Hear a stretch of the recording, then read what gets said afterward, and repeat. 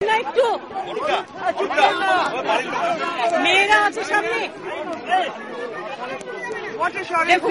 না, এটা হচ্ছে দুটো গ্রুপের মধ্যে একটা গন্ডগোল হয়, আপনারা জানেন। এবং অরূপ আমাদের সিভিক ভলেন্টিয়ার্স এর কর্মী ছিল আগে, ও সিভিক ভলেন্টিয়ার্স এর চাকরিও করত। খুবই দুর্ভাগ্যজনক, দুঃখজনক ঘটনা।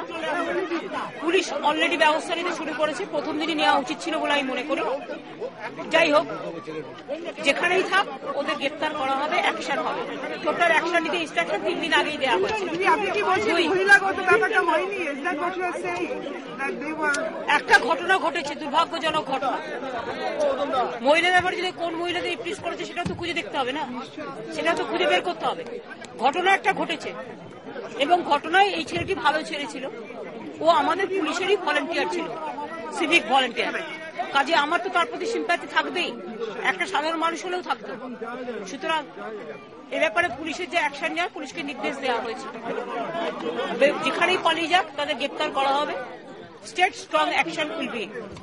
এতদিন কেন করা হলো না?